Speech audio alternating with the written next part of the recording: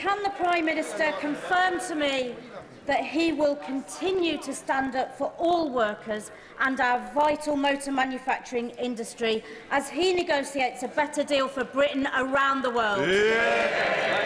Well, can I pay tribute to her for her work with JLR, standing up for the jobs in her constituency? The deal that we've agreed saves thousands of jobs in our car industry, securing the livelihoods of countless families. And, Mr Speaker, I've been up to JLR on a number of occasions, including last week. I know first-hand what it means for their workforce, for their families and for their communities. And the Leader of the Opposition says she would go and tell them she's going to rip it up. She should go up there. Well, she says she's going to go against it. The Reform leader said, what did he say about JLR? He said JLR deserves to go bust. Shame on him. Labour are striking deals in the national interest. The Liberal Democrats, Sir Ed Davey. Thank you, Mr Speaker. And on behalf of my party, can I offer heartfelt congratulations to His Holiness, Pope Leo XIV? And can I offer our support to the Prime Minister and his family after the appalling arson attacks on his home? And can I echo his thanks to our brilliant police and firefighters? Mr Speaker, 3 years ago, the previous government was faced with a choice. Their own Migration Advisory Committee told ministers that recruiting more care workers required improved conditions, career progression and better pay. But the Conservatives chose not to do that and instead brought in large numbers of care workers from overseas. Now, those carers looking after our loved ones in care homes should be thanked, not demonised. But will the Prime Minister do now the things the Conservatives refused to do, starting with a higher minimum wage for carers? Prime Minister. Can I first thank him for his comments about myself and my family? I do really appreciate it. It is important that we have fair pay for care workers, and that's why we put in place our fair pay agreements. This is the first of its type. It will be applied first to care workers to ensure that they get fair pay, but also a better framework for progression. As he will know, most people leaving care work are leaving care work to go to the NHS because of the pay and the ability to progress. Our fair pay agreements will deal with that to make sure that in the future those jobs are more secure. And I would just add, Mr Speaker, a declaration of interest. My sister is a care worker. I know firsthand how important the work is and how difficult sometimes the situation is facing them. Sir Ed Davey. For that reply, it's a good first step, but we'll still be seeing people earning more in Amazon warehouses and supermarkets than care homes, and that will mean our loved ones going without the care that they need. But turning to the Middle East now, Mr Speaker, for more than 10 weeks, Israeli forces have blocked food, water and medicine getting into Gaza. There is now a humanitarian catastrophe, with 2 million people at risk of famine and 1 in 5 facing starvation. Rather than ending this crisis, the Netanyahu government is planning to seize all Gaza indefinitely. Now, I know the Prime Minister will agree that the blockade to Gaza should end, and I'm sure he would agree that it would be appalling if Netanyahu proceeds with that escalation. But will he act now and pick up the phone to President Trump for a joint plan to recognise Palestine and get food, water and medicine into Gaza? Prime Minister. Well, I thank him for raising this because the situation in Gaza is simply intolerable and getting worse. And we are working with other leaders urgently to bring about rapid and unimpeded flow of humanitarian aid into Gaza, which is desperately needed, obviously alongside the release of hostages, and to get back to a ceasefire, and that work is going on through my team 24/7. I do believe that that is the initial action that needs to be taken, but I still fundamentally believe that, however remote it may seem at the moment, the pathway to a two-state solution is the only way for settled and lasting peace in the Middle East, and we will continue with our allies to pursue that path. What happened? Thank you, Mr Speaker. Found in my constituency, Durdle Door is one of the most iconic bathing sites in all the country. So last Friday, I was joined at Durdle Door by my honourable friends, the members for Bournemouth East, Bournemouth West, Poole, and most importantly, Ron, the local seal, to test the water quality at Durdle Door. Currently, water quality testing at bathing sites is only monitored from mid-May to September, which puts the health of all water users at risk who could be potentially swimming in pollution or sewage. With this in mind, will the Prime Minister work with me and my honourable friends to introduce all-year-round testing at popular bathing sites such as Durdle Door? Prime Minister. Mr Speaker, everyone enjoying our beautiful beaches, lakes and rivers is entitled to know that the water is clean and safe. That's why we're modernising outdated bathing water regulations, including more regular monitoring sites to reflect local demand. And after years of failure by the party opposite, we're acting through our plan for change through new powers to tackle pollution, including banning bonuses, jail terms for law-breaking bosses and real-time monitors of every sewage outlet. Ms Saville Roberts. This Prime Minister once spoke of compassion and dignity for migrants and for defending free movement. Now he talks of islands of strangers and taking back control. Somebody here has to call this out, Mr Speaker. It seems the only principle he consistently defends is whichever he last heard in a focus group. So I ask him, is there any belief he holds which survives a week in Downing Street? Yes, the belief that she talks rubbish. Mr Speaker, Mr Speaker, I want to lead a country where we pull together and walk into the future as neighbours and as communities, not as strangers. And the loss of control of migration by the last government put all of that at risk. And that's why we're fixing the system based on principles of control, selection and fairness. Jonathan Brash. Thank you, Mr Speaker. Council tax is the most regressive and unfair tax in this country. It has become a tax on deprivation. The less affluent an area, the more you pay. The greater your need, the more you pay.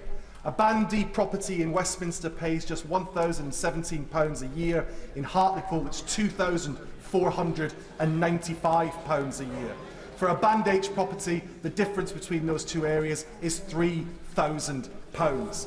It is hammering people in towns like Hartlepool. Does the Prime Minister agree that this unfairness cannot continue, and will he commit to addressing this inequality once and for all? Prime Minister. Well, I thank my honourable friend. He's been a dedicated campaigner on this for a very long time. As he knows, 14 years of mismanagement by the party opposite left councils on their knees with a total failure to improve and update how councils are funded. Through £69 billion of funding this year and the upcoming multi-year settlement, the first in over a decade, will give councils far greater certainty and stability. Our detailed funding review will create a fairer system to make sure his constituents see strong, affordable local services. Wendy Moore. Mr Speaker, while the Prime Minister prefers to take to the international stage, back here at home, Labour's Birmingham bin strike is now in its 10th week. Rubbish is still piled on the streets and recycling goes uncollected. And the reputation of the West Midlands is being trashed. His ministers continue to wash their hands of this. His mayor doesn't even want to talk about it. So will the Prime Minister come to the West Midlands and sort this out? Because at the moment, it's only the squeaky blinders that are winning. Prime Minister. Well, further evidence, Mr Speaker, of the decline of the Tory party when they say that going to Ukraine at the weekend to try and secure peace for Ukraine and for Europe and the security and defence of Europe is somehow the wrong priority. That conflict has already massively impacted people in this country through the cost of living crisis and energy. Ukraine, Europe and we deserve peace and to live in peace. Mr Speaker, on the Dealing with the bin strikes is the priority. We continue to call on Unite to suspend the strike immediately and bring the disruption to an end. We are supporting the Council to ramp up the cleaning operation and now collecting over 1,100 tonnes of waste every day, and continue to offer our support so the backlog doesn't reappear. Thank you, Mr. Speaker. Last week, I visited Sacred Heart Primary School in Hyndburn, where the excellent teachers expressed their frustration at the current SEND system. One wonderful boy, who, despite being non-verbal and requiring personal support, has been waiting for over 18 months for an EHCP, and there is a risk now that he won't get a place in a school for the year ahead that suits his needs.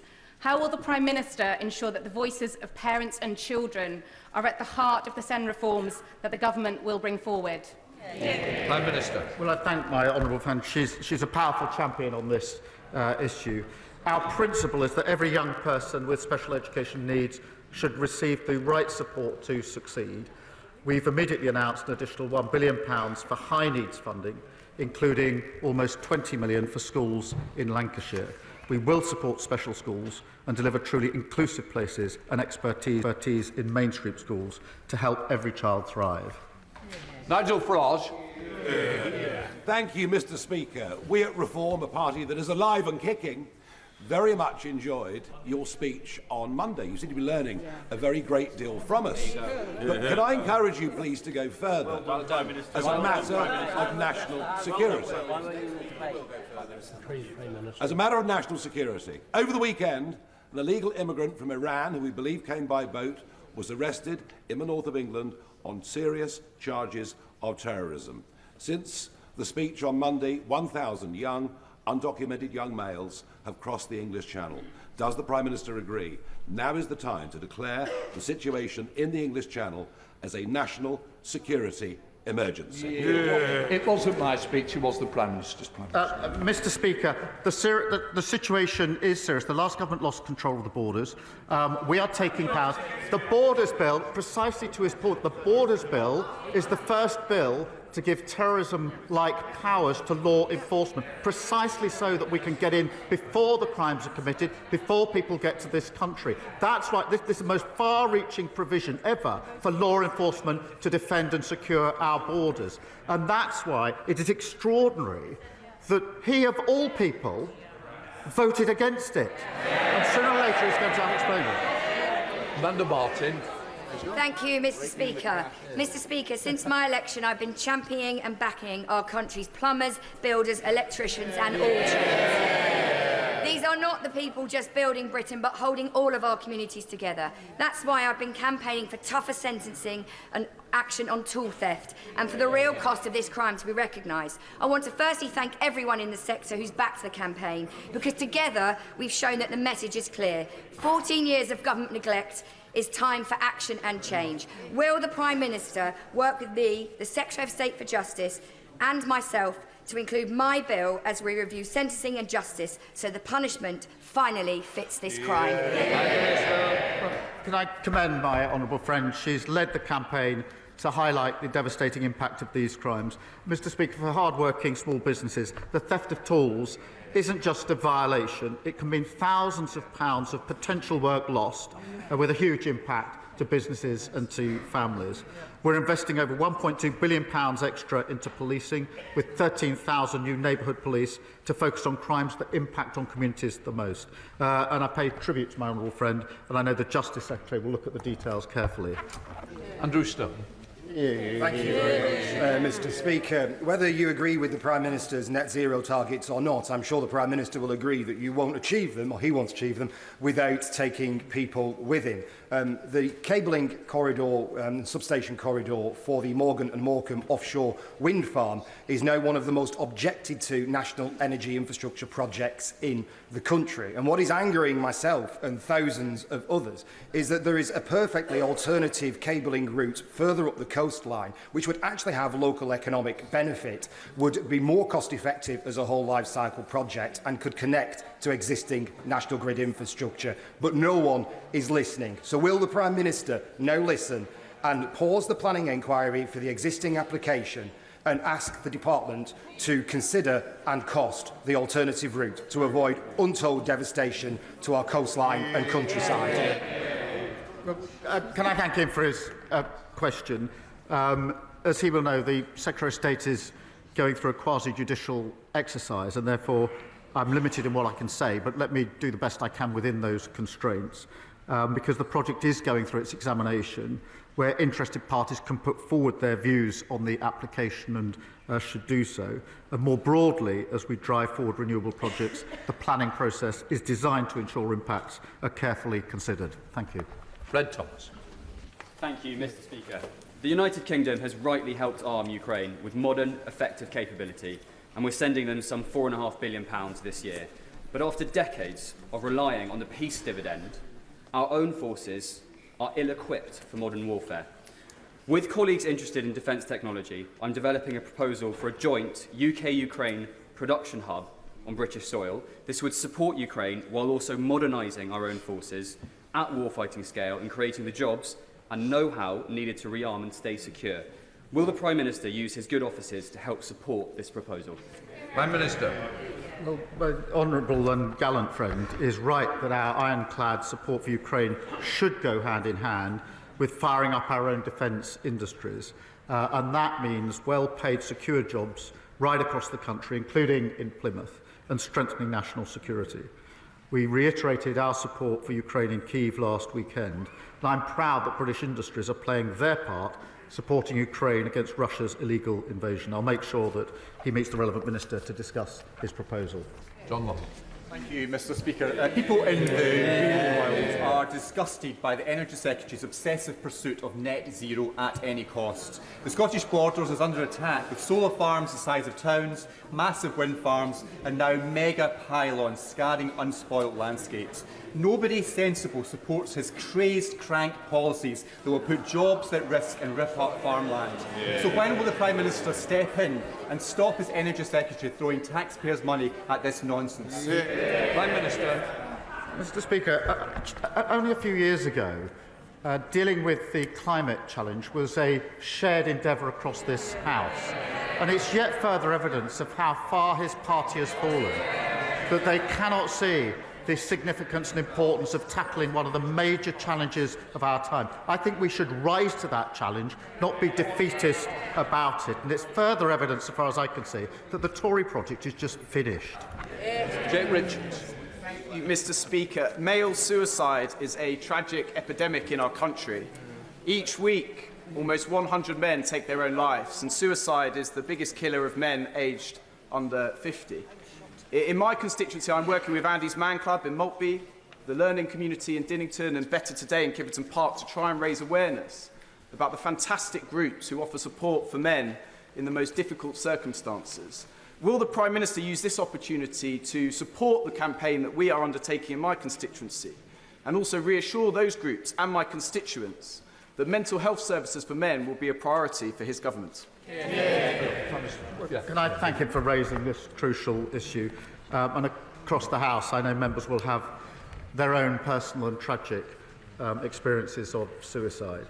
Mr. Speaker, we've launched a call for evidence on our men's health strategy, which will improve men's health in all parts of the country, including tackling devastatingly high suicide rates. We're also investing £26 million in new mental health crisis centres, funding talking therapies for 380,000 more people and recruiting 8,500 more mental health workers. Bobby Dean.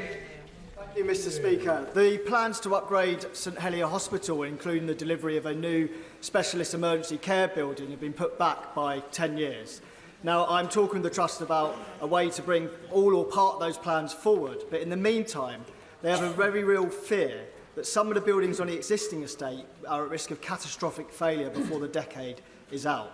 So can the government reassure me that they'll work with the local trust on a plan to maintain and adapt the existing estate to ensure that St Helier Hospital can survive all the way through to the major works being complete? The honourable member's constituents have been badly let down by the previous government's empty promises, which we're never going to deliver. We put the new hospitals programme on a sustainable financial footing, increasing the NHS capital budget to record levels so we can address the backlog of critical maintenance, repairs and upgrades. And I'll make sure that he gets a meeting with the relevant minister to discuss the particular case. Melanie Neal. Thank you very much, Mr Speaker. Great Grimsby and Cleethorpes is the renewable energy capital of England, delivering homegrown, secure energy and boosting local skills. And over 12,000 people are employed in a clean energy job in Greater Lincolnshire. But these jobs are now under threat from Reform's new mayor, who has declared war on renewables, putting livelihoods at risk. What steps will the Prime Minister take to protect jobs by supporting the supply chain and delivery of renewable projects? Mr Speaker, she's a superb champion for energy security, driving down bills and the good secure jobs that renewables offer. And the parties opposite are climate defeatists. Anti-jobs, anti-growth, anti-business and anti-investment. And they should go and peddle their policies to the tens of thousands of people, working people in this country, working in renewables every single day. They don't think that Britain has the skills, and they would deny us incredible opportunities. We're focused on securing billions in investment, creating tens of thousands of jobs and taking us off the roller coaster of an international fossil fuels. Alison Britt. Thank you, Mr Speaker. A constituent of mine, Victor Franklin, was made severely disabled after a savage dog attack left him with multiple amputations. Will the Prime Minister explain why pensioners like Victor, who become severely disabled after retirement, are excluded from claiming personal independence payments and are instead limited to the lesser support of attendance allowance? And will he commit to reviewing this unfair rule? Prime Minister. Can I send my thoughts to Victor and the awful circumstances that she describes? It must be extremely challenging. We do have to reform the system that we've got. It's not working. I think there's a general agreement about that. But the principles have to be clear, that we protect and secure those that need that protection and security. We help those who can work into work. And those who can work should work. But we have to reform the system that we've got to make it a better system, because what we've got doesn't work. Nigel Callister. Mr Speaker. Every week I meet families in Barking and Dagenham who tell me that they worry about paying for their bills because they are on a 0-hour contract. My constituents want the chance to work hard in a secure job, earn a decent wage and have dignity in their workplace. As Labour plans for change delivers the biggest uplift in workers' rights in a generation, does the Prime Minister agree with me that Reform MPs working and voting against our employment rights bill show that they are no friend of workers in this country? She's absolutely right. Let's be clear what the parties opposite voted against. Stronger statutory sick pay, they voted against. The right to guaranteed hours, they voted against. Protection from unfair dismissal, they voted against. Stronger protection for pregnant mothers, they voted against. Insecure work, a package worth £600 to the poorest workers, they voted against. Mr Speaker, we're backing British workers. They vote against them at every turn. Adam Dance. Thank you, Mr Speaker. Maternity services in Yeovil are due to shut on Monday after a deeply flawed CQC inspection in January and be moved to Musgrove Park Hospital in Taunton, which does not have the capacity for an extra 1,300 births a year. While the closure is initially for 6 months, I've received no guarantee it will open again. This creates huge fear. Will the Prime Minister or relative minister agree to meet with me and colleagues in the South West to stop this decision? Prime Minister.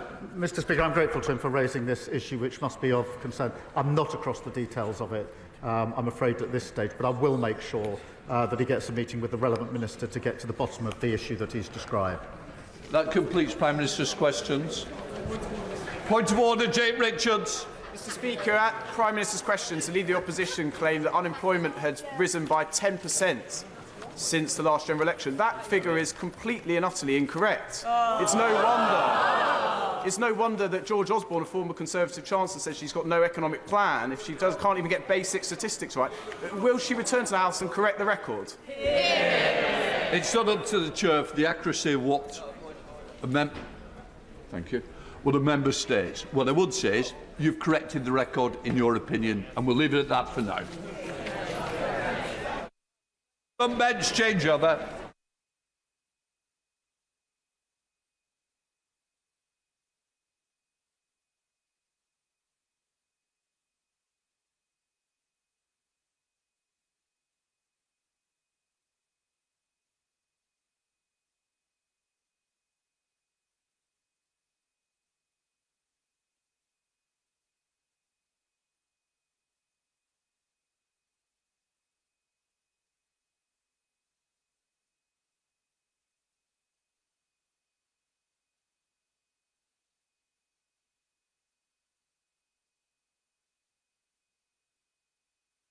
Come to the urgent question. Adrian Ramsey. Mr. Speaker, to ask the Secretary of State for FCDO if he will make a statement on the UK's assessment of the likelihood of genocide in Gaza. Minister. Mr. Speaker, yesterday, alongside partners, the UK convened a meeting of the UN Security Council in response to the intolerable civilian suffering and humanitarian need in Gaza. As I told this House yesterday, Israel's denial of aid is appalling. Tons of food are currently sitting, rotting, at the Gaza-Israel border, blocked from reaching people who are starving. Israeli ministers have said Israel's decision to block this aid is a pressure lever. This is cruel and it is indefensible. Overnight, yet more Palestinians have been killed in Israeli strikes. This must end. The message yesterday was clear. The world demands Israel stop and change course immediately. With our allies, we are telling the government of Israel, lift the block on aid entering Gaza now. Enable the UN and all humanitarians to save lives now. We need an immediate ceasefire now. Humanitarian aid must never be used as a political tool or military tactic, and the UK will not support any aid mechanism that seeks to deliver political or military objectives or puts vulnerable civilians at risk. The International Court of Justice case on genocide is ongoing, Mr. Speaker. We support the ICJ. We support its independence. The ICJ issued a set of provisional measures in this case, and we support those measures. Israel has an obligation to implement them. It is the UK government's long-standing position that any formal determination as to whether genocide has occurred is a matter for a competent court and not for governments or non-judicial bodies.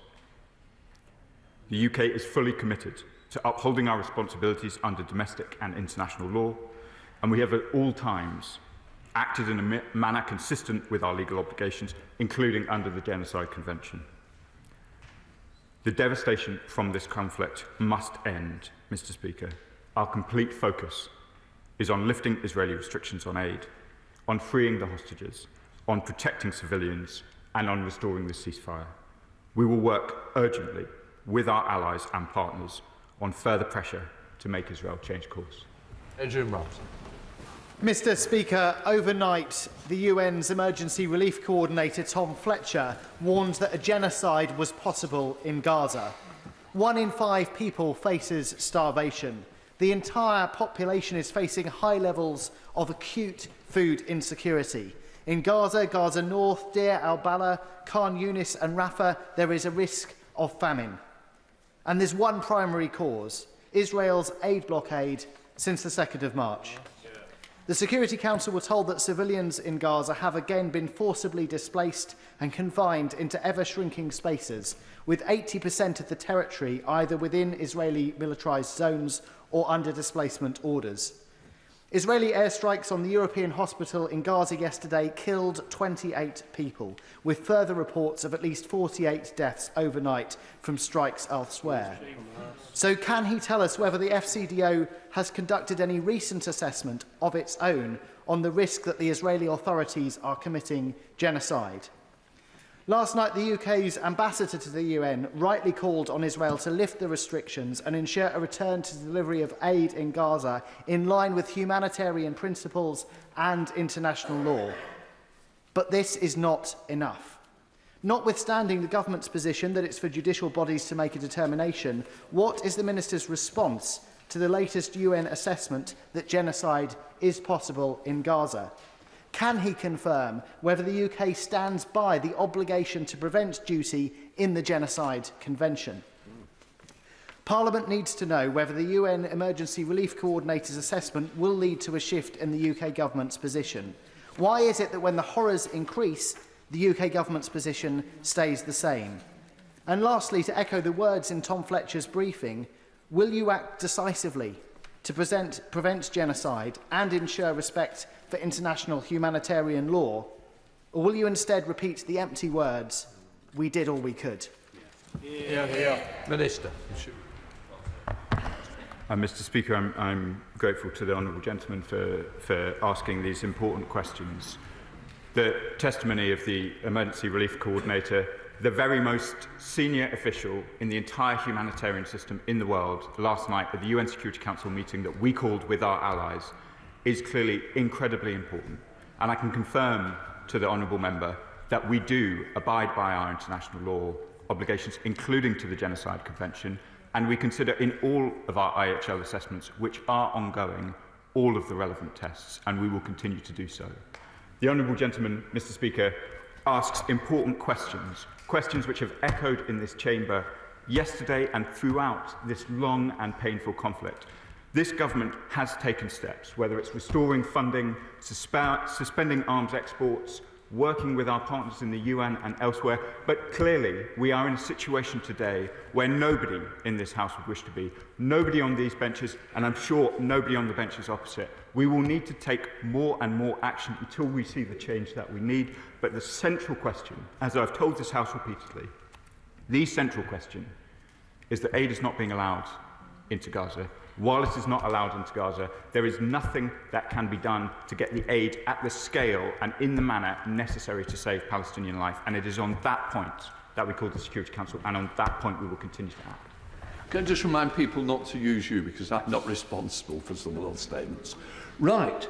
Andy MacDonald, you put also a UKIP. Mr. Speaker, the Minister has repeatedly said that we do everything to observe international law.